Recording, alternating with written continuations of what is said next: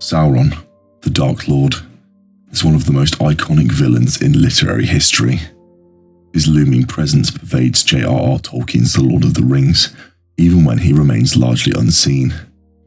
More than just a malevolent force, Sauron is a complex character with a long and fascinating history that stretches back to the very beginnings of Arda, the world of Middle-earth. Understanding his origins, motivations, and transformations is crucial to grasping the depth and richness of Tolkien's epic saga. This deep dive will explore the details of Sauron's journey, from a powerful Maya to the ultimate antagonist. Greetings all, I'm your guide, the Archivist. Today I will look at the history of Sauron. Before we begin, please remember to like the like and subscribe waystones down below, so that more people can learn from the archives. Before he became the Dark Lord, Sauron was known as Mehron, meaning the Admirable. He was one of the Maiar, angelic beings who aided the Valar, the principal powers of Arda, in its creation. Mehron was drawn to Aule, the Valar smith and craftsman. Under Aule's tutelage, Mehron became a master of craft, order, and organization. This early affinity for order and the desire for implementation of his vision on a grand scale would later become a defining characteristic of Sauron's reign. It's important to note that Mehron was not inherently evil. He admired Aule's skill and shared his passion for creation and implementing order. However, his desire for control and his belief of the efficiency of absolute power laid the seeds for his eventual descent into darkness. This is a crucial detail that highlights the nuanced nature of his fall. The turning point in Mehron's history came with the rebellion of Melkor, later known as Morgoth, the first Dark Lord. Morgoth, consumed by envy and a desire to dominate Arda, sowed discord and corrupted the world's beauty. Mehron, impressed by Morgoth's power and promises of swift and effective change, ultimately joined his cause.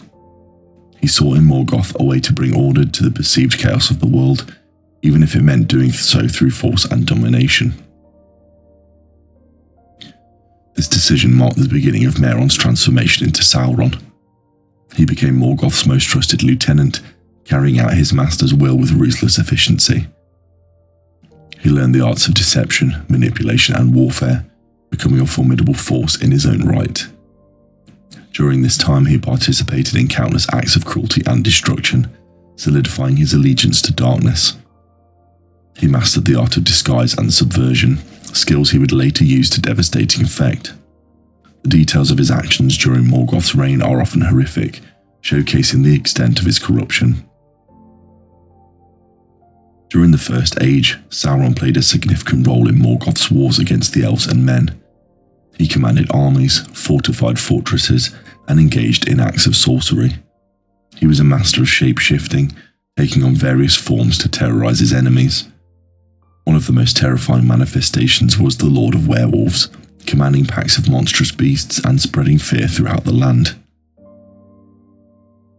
Sauron's cunning and power allowed him to survive even the most devastating defeats suffered by Morgoth's forces.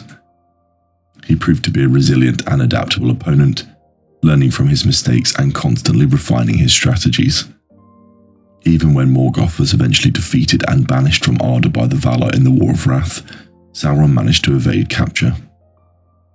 This event marked a turning point, as Sauron now had to forge his own destiny, free from the influence of Morgoth but still deeply entrenched in the ways of darkness. The details of the War of Wrath are crucial to understanding Sauron's survival and subsequent ambition. After Morgoth's defeat, Sauron initially feigned repentance, hoping to gain forgiveness from the Valar. However, his pride and lust for power ultimately prevented him from abandoning his dark ambitions. He remained in Middle-earth, biding his time and plotting his return to dominance. In the Second Age, Sauron adopted the guise of Annatar, the Lord of Gifts. Under this fair and benevolent persona, he approached the elves of Eregion, claiming to be an emissary of the Valar sent to them to aid them in their crafts. The elves, particularly the Gwaith Mirdan, the jewelsmiths, were eager to learn from Annatar's vast knowledge and skill. Sauron, through Annatar, guided the elves into forging the Rings of Power. He taught them the techniques for crafting rings that could grant their wearers immense power and longevity. Unbeknownst to the elves, Sauron had a sinister plan. In secret, he forged the One Ring in the fires of Mount Doom, a ring designed to control all the other rings of power and enslave their wearers to his will. The inscription on the ring: one ring to rule them all, one ring to find them, one ring to bring them all, and in the darkness bind them, revealed his true intentions. When Sauron placed the One Ring on his finger, the elves immediately became aware of his treachery. They removed their own rings and hid them, preventing Sauron from directly controlling them. This act sparked the War of the Elves and Sauron, a devastating conflict that ravaged Middle-earth. Sauron's armies conquered vast territory, and he nearly succeeded in destroying the Elven realms. However, a combined force of elves and Númenóreans, a powerful human kingdom, intervened and ultimately defeated Sauron, driving him back to Mordor. The details of this war highlight Sauron's ambition and the devastating consequences of his actions. Despite his defeat, Sauron was not destroyed. He returned to Mordor and rebuilt his power base. He continued to wage war against the elves and men, seeking to dominate Middle-earth. His growing power eventually drew the attention of the Númenóreans, who were becoming increasingly arrogant and envious of the elves' immortality. Sauron allowed himself to be captured by the Númenórean king Elpharazon and brought to the Island Kingdom as a hostage. However, this was a calculated move. Sauron, through his cunning and persuasive words, slowly corrupted the Númenóreans, playing on their fears of death and promising them immortality if they worshipped him as a god. He convinced them to abandon their worship of Eru-Ilúvatar, the One God, and to attack Valinor, the Undying Lands. This act of rebellion against the Valar brought about the downfall of Númenor. Eru-Ilúvatar intervened, sinking the Island Kingdom beneath the waves and annihilating its inhabitants. Sauron was also caught in the destruction, but his spirit survived. He returned to Middle-earth, weakened but not defeated, bringing with him the ring and a burning desire for revenge. This event showcases Sauron's manipulative genius and his ability to exploit the weaknesses of others to achieve his goals. The historical details surrounding the downfall of Númenor are a testament to the power of Sauron's influence. Upon his return to Middle-earth, Sauron resumed his war against the elves and men. He gathered his forces in Mordor and launched a massive assault on Gondor, a kingdom founded by the surviving Númenóreans. However, this time the elves and men forged an alliance, known as the Last Alliance, to stand against him. The War of the Last Alliance was a long and arduous conflict. The armies of the Alliance marched to Mordor and laid siege to Barad-dûr, Sauron's fortress. After years of fighting, the Alliance finally breached the gates and confronted Sauron himself. In a climactic battle, Isildur, the son of King Elendil, cut the One Ring from Sauron's hand. With the ring severed, Sauron's physical form was destroyed. His spirit fled, but he was not vanquished. As long as the One Ring existed, Sauron could not be truly defeated. He remained a lingering shadow, a threat that could resurface if the ring fell into his hands again. The Third Age saw the rise and fall of many kingdoms and the slow decline of the elves. Sauron, in his weakened state, slowly rebuilt his power in secret. He established a new stronghold at Dol Guldur in Mirkwood and began gathering his forces once more. The discovery of the One Ring by Bilbo Baggins set in motion the events that would lead to Sauron's final downfall. The Fellowship of the Ring was formed to carry the ring to Mount Doom and destroy it, thus ending Sauron's threat forever. After a long and perilous journey, Frodo Baggins, the Ring Bearer, reached Mount Doom.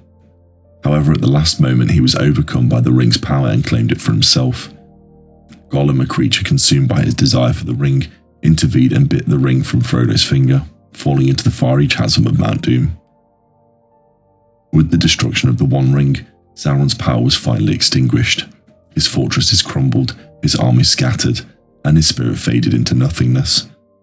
The long shadow of the Dark Lord was finally lifted from Middle-earth.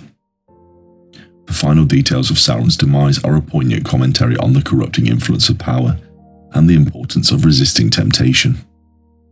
The history of Sauron is a complex and compelling narrative of ambition, corruption, and ultimately downfall. From his beginnings as a skilled and admired Maiar to his reign as the Dark Lord, Sauron's journey is a cautionary tale about the dangers of unchecked power and the allure of darkness. His story underscores the importance of free will, the seductive nature of control, and the enduring power of good to triumph over evil. Understanding the details of Sauron's history provides a deeper appreciation for the richness and the complexity of Tolkien's masterpiece, The Lord of the Rings. And so I have now covered the content for this video. If there's anything that has been missed, please share them in the comments down below. If you enjoyed this content, please remember to like the like and subscribe waypoints down below. Na luig van, until we meet again.